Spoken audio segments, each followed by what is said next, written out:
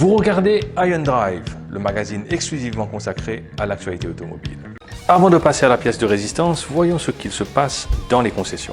Chez ABC Autotech, la Jeep Renegade Special Wave Edition s'affiche dans des couleurs vives, orange et rouge. Ces 4 roues motrices de 1,4 litre essence sont au prix promotionnel de 1 695 000 roupies en ce moment.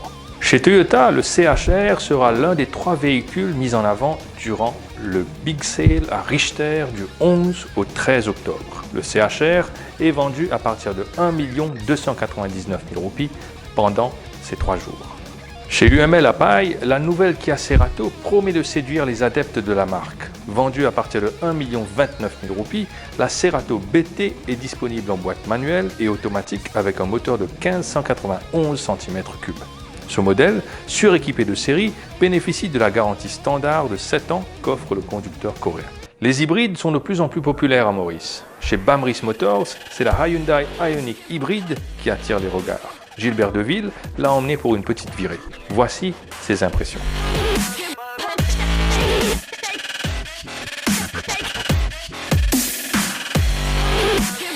La montée en puissance des véhicules coréens est symbolisée de belle manière par le succès de Hyundai.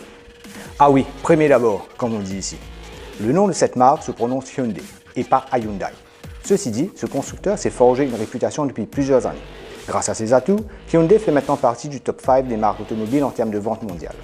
Il s'est collé à l'évolution technologique. La Hyundai Ioniq hybride est proposée par le nouveau concessionnaire de la marque à Maurice, Bamris Motors. Vu de l'extérieur, cette Ioniq hybride présente un design assez réussi à l'avant, mais un peu déroutant à l'arrière.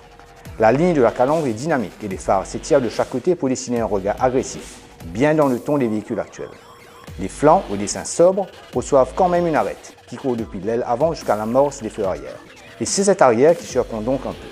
Malheureusement, cette partie du véhicule donne alors une impression de lourdeur qui ne cadre pas avec le design plutôt fluide et tendu du reste de la Ioniq hybride.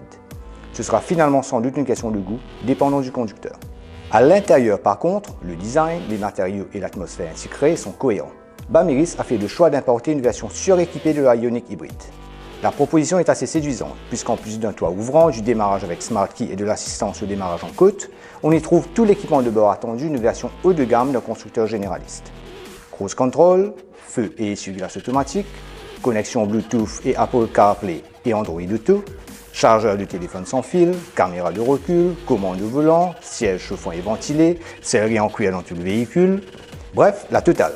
Et assez rarement vu pour un véhicule de cette catégorie dans cette gamme de prix, soit un peu moins de 1,3 million hors assurance sur route. Le conducteur peut d'ailleurs choisir entre 3 modes de conduite, selon la situation et selon les sensations recherchées ou encore les économies d'essence souhaitées. Économique, normal ou sport. Dans toutes les situations, les 2 types de moteurs sont connectés aux roues avant, ce qui fait que cette Hyundai hybride reste une traction assez conventionnelle dans son comportement. Le couple supplémentaire apporté par le moteur électrique est utile, mais ne perturbera sans doute pas le conducteur lambda.